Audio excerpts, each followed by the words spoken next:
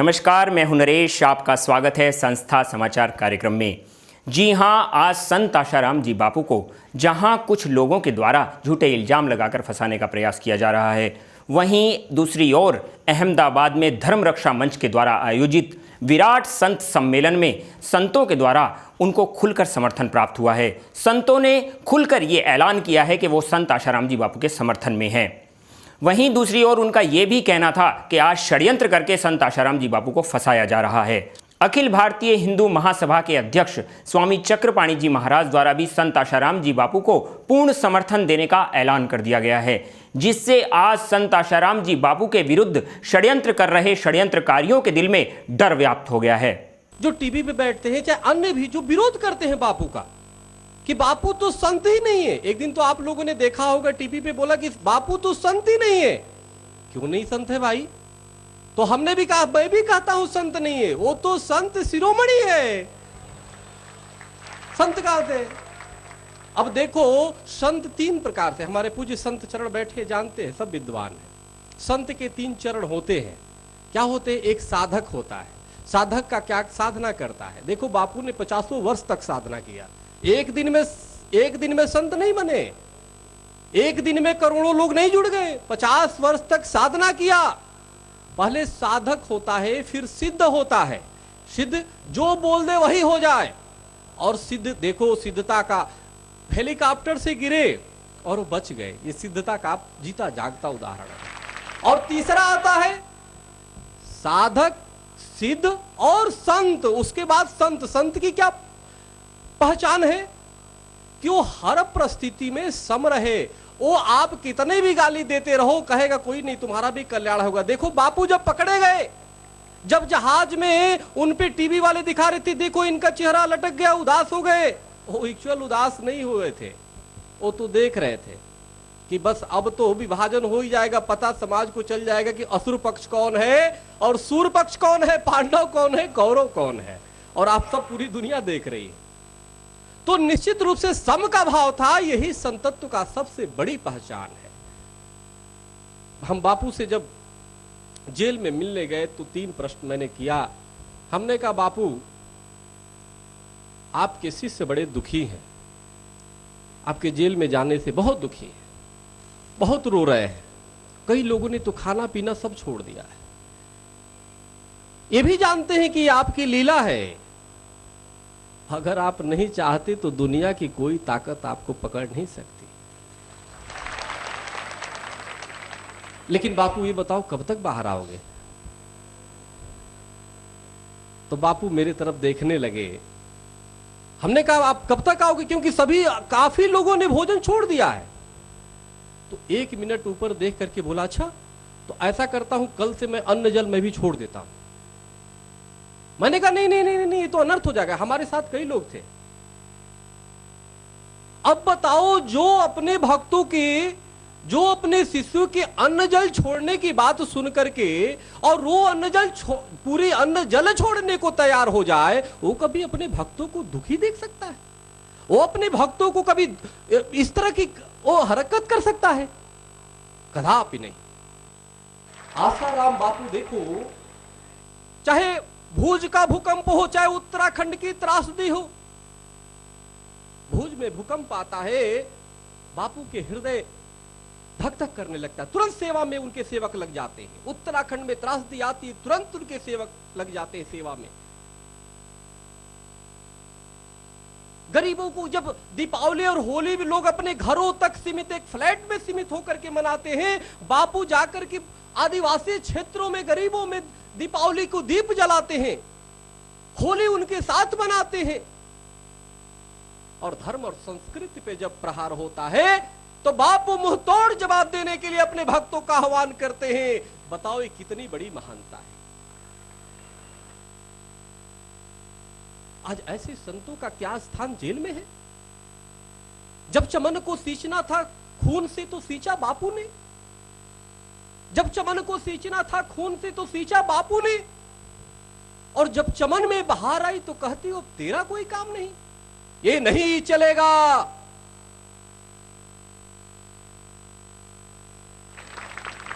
एक supreme court के retire जज पे आरोप लगता है, रिटायर, जीवन भर नौकरी करता है, पैसे पाता है, अच्छे बुरे सब होते हैं, लेकिन आरोप लगता है, उसके लिए कमेटी बैठ जाती है।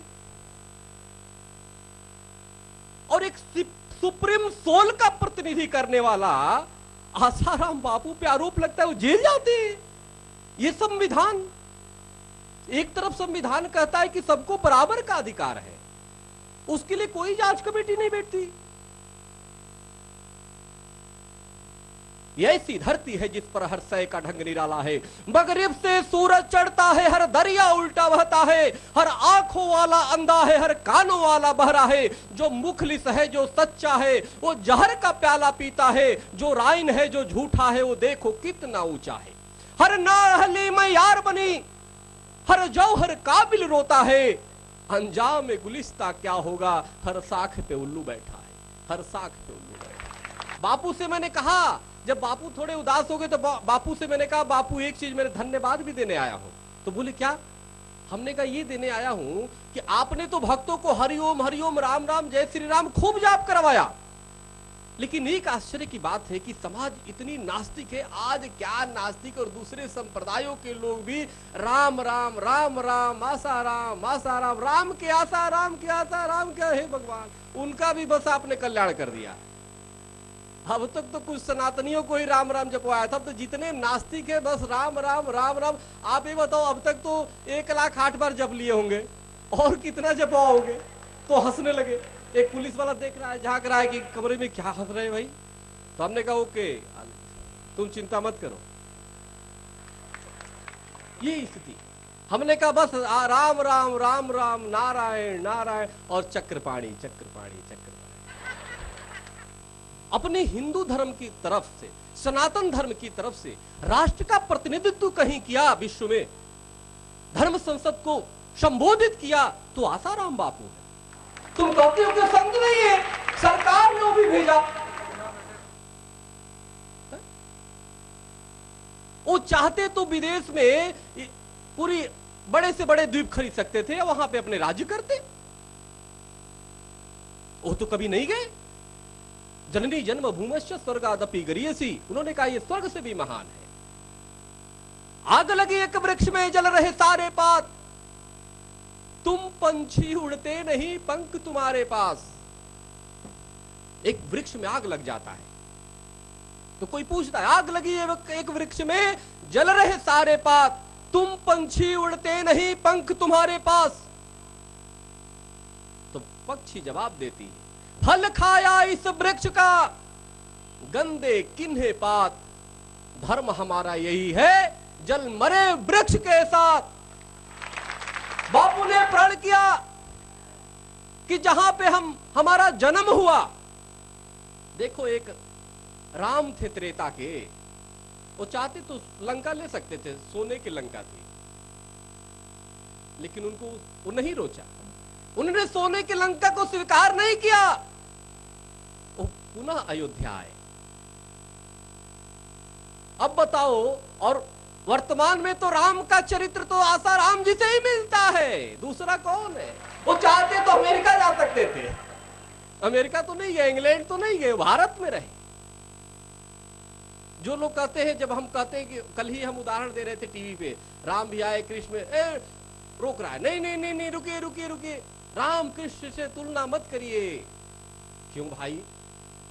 मैंने जब ध्यान दिया इसका क्या नाम है, तो उसका भी नाम राम से अच्छा था। हमने तो सबसे पहले तू अपना नाम ही हटा दे, नहीं। याद रखना, बापू जब जेल से आएंगे तो देखना उनकी अनुयायियों की संख्या और बढ़ेगी, पूरे विश्व में फैलेंगे। हमें भी बेकनी गाय की सम्मन स्वामी चक्रपाणी को इशू हुआ। हमसे कहा है कि टीवी वाला प्रश्न पूछ रहा है, क्या आपने पैसा लिया? हमने कहा जी। हमने कहा तू तो ऐसा प्रश्न कर रहा है जैसे आईएएस की तैयारी होता है तो प्री होता है, मेन होता है, इंटरव्यू होता है। तो प्रश्न बना के पूछ रहा है, क्या आपने ये किया? हमने कहा नहीं सर। ये किया? नहीं जी। ये किया? नहीं जी। हमने कहा कमाल के तू इंटरव्यू की तैयारी करा रहा है भाई। उसका वो कान वाला खराब हो गया तो फिर फोन कर रहा है, नहीं टेलीफोन से ही दे दीजिए सर, आपके लिए तो कार्यक्रम है टीआरपी। हमने कमाल है भाई, फिर फोन से मैं उसको बताया फोटो लगा के, ये स्थिति। तो सिर्फ जो है बात को बस वो टीआरपी है, टीआरपी का ऐसा खेल चल रहा है कि जिसकी वजह से मात्र, लेकिन कोई नहीं, जब बापू आएंगे देख रहा उनकी संख्या अनुयायियों की बढ़ेगी, घटने वाली नहीं है। जहां पे द्रोणाचार्य जी जैसे पवित्र मन के हृदय के लोग आने वाले लोग हैं हमारे साथ, और ऐसे ऐसे पूज्य संत चरण है, आप जैसे भक्त है, तो ये समझो कोई किसी का नहीं बिगाड़ सकता। एक औरों की तरह नहीं था जो बापू, नारायण साईं, पूरा परिवार, उनके भगत, जिसके चक्रपाणी, सबको सम्मन भेज रहा है। बताओ, अरे सम्मन का मैंने तो कल कहा 7 दिन का समय बहुत होता है। 7 घंटे में भारत की कहीं भी कोई पुलिस बुलाए, चक्रपाणी आने को तैयार है। और 7 घंटे तो छोड़ दो, सम्मन तो छोड़ दो, फांसी पे लटकने को तैयार है। आने वाले कल में जेल जाने को तैयार है। आने वाले कल में तो ये देखना है पहचान होगी।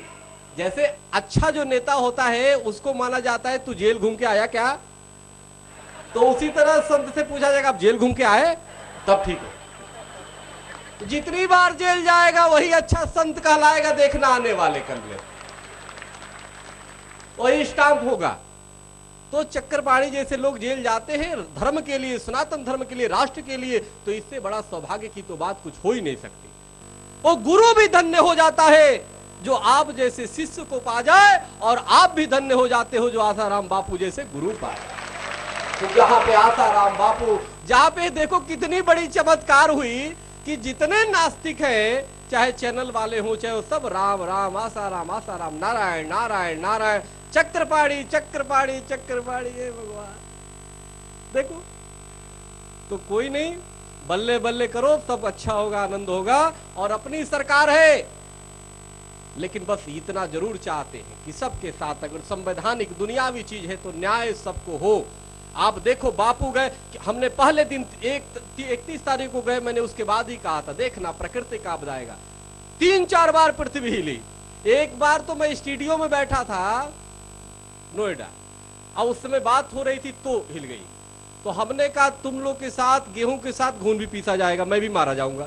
आज चूंकि पापी अधिकतर इधर ही है, सब तुम लोग चला रहे हो यहाँ से, आज के बाद मैं आऊंगा नहीं। और आपने देखा होगा कि 2.5-3 महीने के बाद, 2.5-3 महीने हो गए मैं स्टूडियो जाता नहीं, मैं अपने भवन में रहता हूं, वही स्टूडियो ले कैमरा लेके आते हैं।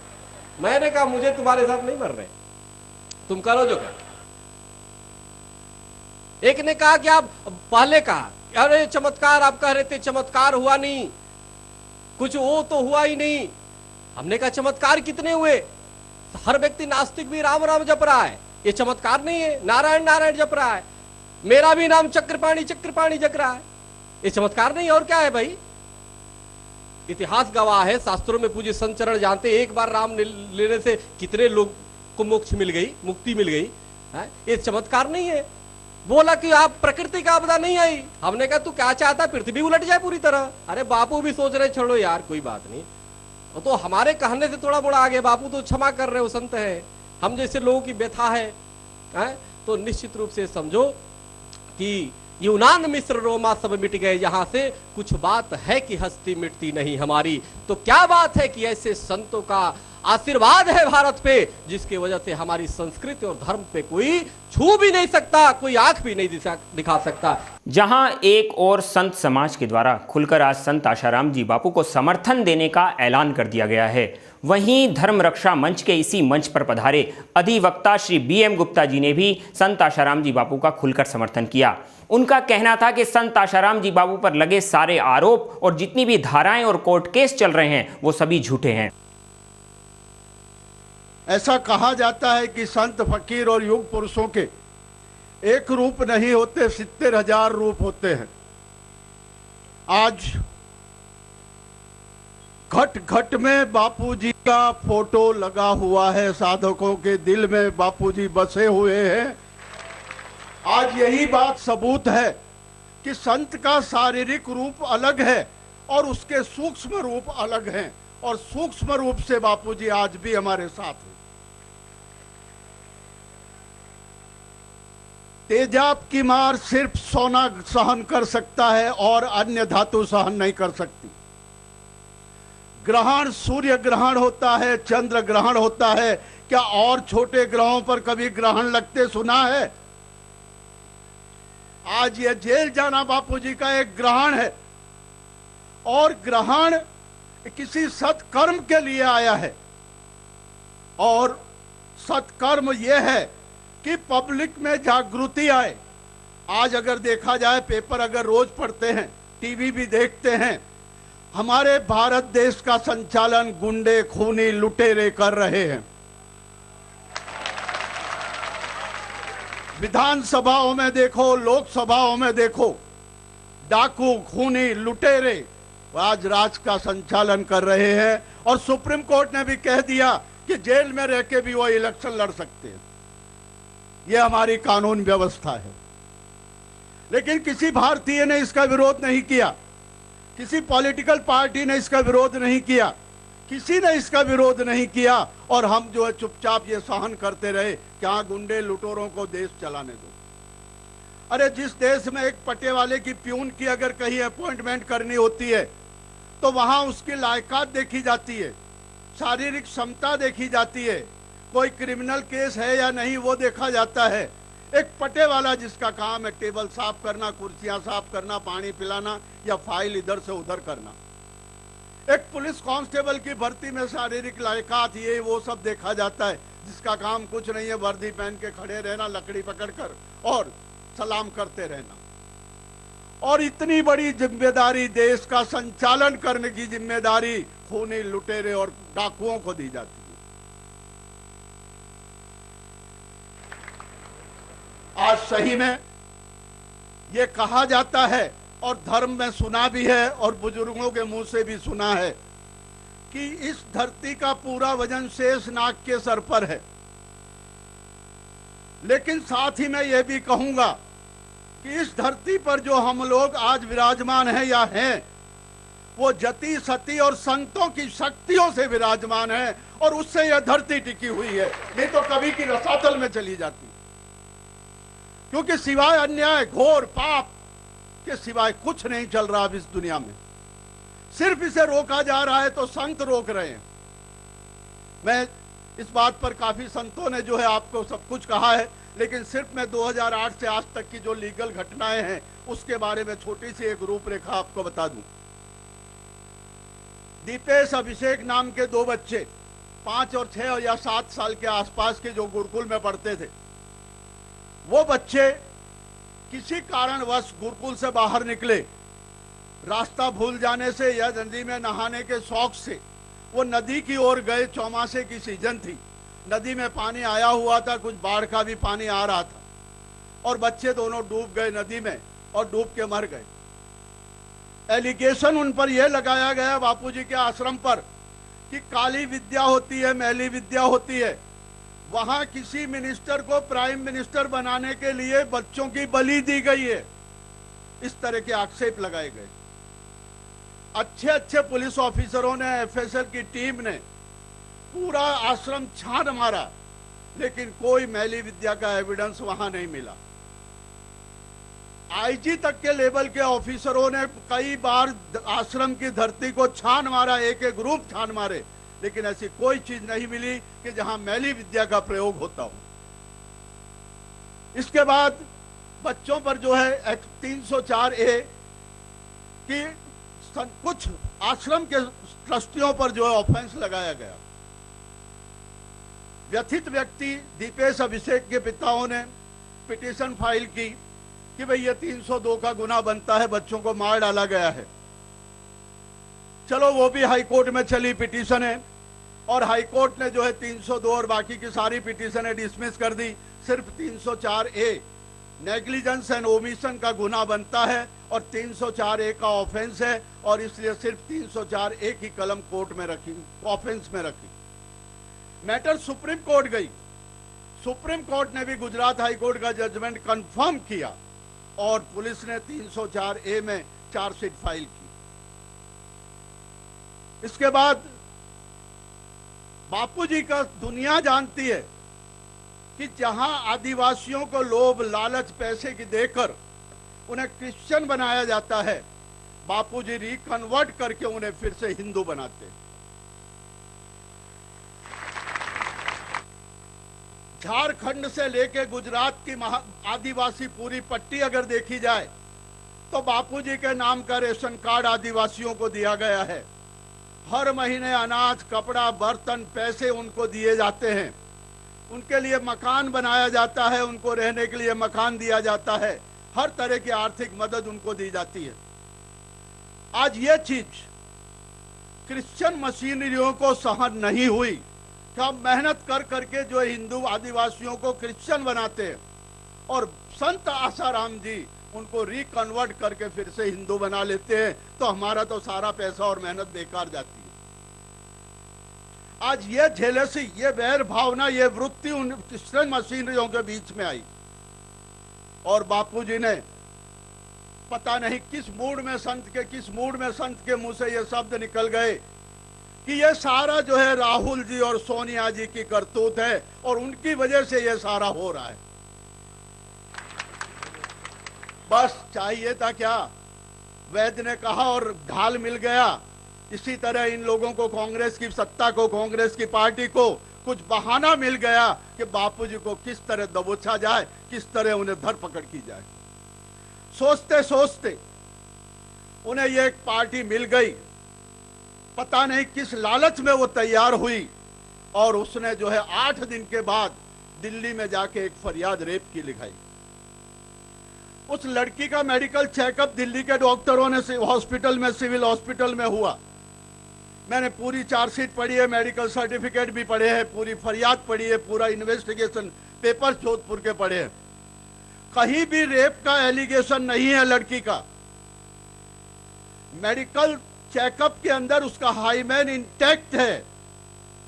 मेडिकल चेकअप में पूरी बॉडी पर कहीं भी मार्क्स ऑफ इंजरीज नहीं है, कहीं भी किसी भी प्रकार की शारीरिक इजाओं के निशान नहीं है। मेरी समझ में नहीं आता 376 एंड पोस्को की कलम 3 और 4 की बेस पर जो है जोधपुर पुलिस ने लगाई। लेकिन कम नसीब से सेंट्रल में यूपीए सरकार और राजस्थान में कांग्रेस सरकार, बस एक बहाना मिल गया कि किस तरह बापूजी को दबोचा जाए और उन्होंने बापूजी को इस बहाने के नीचे अरेस्ट कर लिया। अरेस्ट करने के बाद भी आप देखो, संत के जहां कदम पड़ेंगे वो जगह चाहे जितनी अपवित्र हो लेकिन वो पवित्र बन जाती है। इसका एक ही उदाहरण में जो है, मतलब जो कल मैंने सुना बाबू भाई और रावल जी के मुंह से, क्योंकि यह भी रिसेंटली वहां बापूजी को मिलकर आए हैं जेल में। वहां एक बड़ का पेड़ था जेल के अंदर। बापूजी ने घूमते घूमते देखा, हो बड़ दादा तो यहां भी है मेरे पास जेल में। बापूजी ने कैदियों को कहा कि इस बड़ दादा को साफ करो, इसको धो। सारे कैदियों ने मिलकर उसको धोया, साफ किया। कहा इसके नीचे अगरबत्ती जलाओ, दीपक जलाओ, और दीपक जला, अगरबत्ती जली। वहां एक ईसाई कोई ऑफिसर था जेल में, वो बापूजी के आगे आके रोया, बापूजी बरसों से मेरा प्रमोशन नहीं हो रहा है। बापूजी ने कहा कोई बात नहीं, चिंता नहीं कर, इस बड़ दादा के 51 फेरे लगा। बड़ दादा के 51 फेरे लगाने के दूसरे दिन उसका प्रमोशन ऑर्डर आ गया।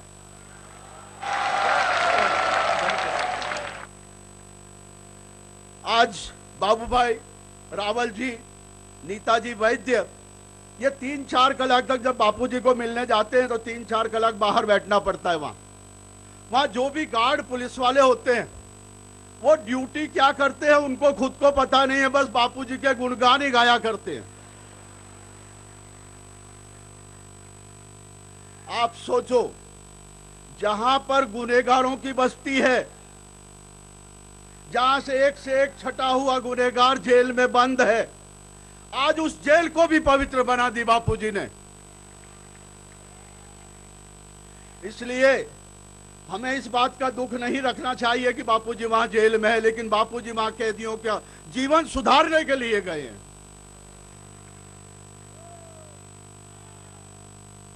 और बापूजी ने कैदियों का जीवन सुधार दिया। आगे एक बात, एक छोटा सा इंसिडेंट मैं आपको कहना चाहूंगा। समय की पाबंदी है, लेकिन फिर भी मुझे ये सारी बातें आपके सामने रखनी है, क्योंकि संत समुदाय इस बात को नहीं जानता और ये सारी चीजें मैं जानता हूं। इसलिए मैं क्षमा चाहता हूं संत समुदाय से और ये कहना चाहूंगा। अकबर के सामने बीरबल बैठा हुआ था। अकबर को शौक हुआ कैरी छीलने का और उसकी कैरी छीलते छीलते उंगली कट गई। बीरबल को कहा, अकबर बोले बीरबल मेरी उंगली कट गई। बोले जो हुआ अच्छा हुआ। राजा को बड़ा गुस्सा आया कि साला मेरी उंगली कट गई और तू कह रहा है जो हुआ अच्छा हुआ। इसको बीरबल को उठा के जेल में डाल दो। बीरबल को जेल में डाल दिया गया। कुछ दिनों के बाद अकबर शिकार करने के लिए लश्कर को लेकर निकले जंगल में। हिरण को देखकर काफी दूर निकल गए अकबर, लेकिन अकेले रह गए अकबर जी, और बाद में सेना सारी पीछे रह गई और जंगल में खो गए। आदिवासियों ने जो उस महाराजा को, अकबर को पकड़ लिया कि कल हमारे देवता को बलि चढ़ानी है इंसान की। अच्छा इंसान भेज दिया देवता जी ने।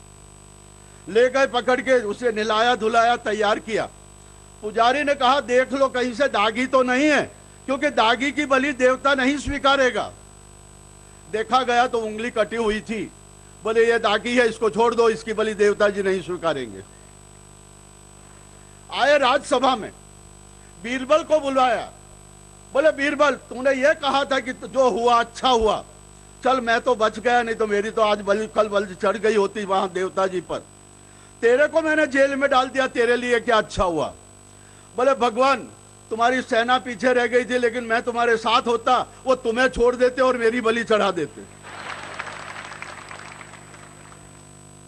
आज बापूजी का जेल जाना, ये कोई केस के लिए नहीं गए हैं। केस तो एक बहाना है। आज बापूजी गए हैं जोधपुर को, राजस्थान को सुधारने के लिए, राजस्थान की पुलिस को सबक देने के लिए कि गलत मत करो। कांग्रेस सरकार को सबक देने के लिए कि तुम ये गलत जो जितना करोगे पब्लिक तुम्हें उखाड़ कर फेंक देगी। और वही हो रहा है। वसुंधरा जी की पूरी टीम जीत गई। बापूजी के पास मैसेज गया। बापूजी ने कहा सत्यमेव जयते।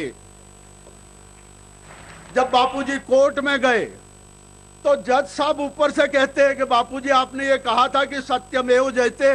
बोले हाँ मैंने कहा था और अभी भी कह रहा हूं सत्यमेव जयते।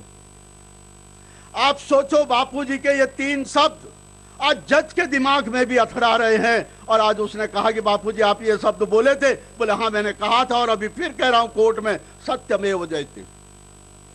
सत्य पर धूल चढ़ सकती है, लेकिन कायम के लिए धूल नहीं रह सकती। और आज वही है। आज सारी कलमें जोधपुर की गलत लगाई गई है, लेकिन मैंने जिस तरह कहा कि सूर्य ग्रहण है ये, और ग्रहण किसी खास परियोजना के लिए हुआ है। आज उसी तरह यहां पर भी हुए। जो 2 बच्चों का इंसिडेंट है, 304A की चार्जशीट फाइल हो गई, चार्जशीट में केस चल रहा है। अरे पेपर वालों ने तो यहां तक जगा दिया कि बापूजी के ऊपर गुजरात में 28 केस हैं, लेकिन मैं ये कह रहा हूं कि बापूजी किसी केस में नहीं है सिवाय इस गलत केस में। अरे ये तो सोचो 12 साल के बाद FIR दर्ज होती है और पुलिस हंसते हंसते दर्ज कर लेती है FIR। एक बात मैं आपको यह भी कहना चाहूंगा कि क्यों गुजरात में यह ऑफेंस रजिस्टर हुआ। कांग्रेस ने यह कहा कि भाई हमने तो बापूजी को बुक कर दिया, ये तो गुजरात में बीजेपी सरकार संभाल के बैठी है बापूजी को, और इसलिए जो है बापूजी फ्री घूम रहे हैं। लेकिन कम नसीब इलेक्शन सर पर है।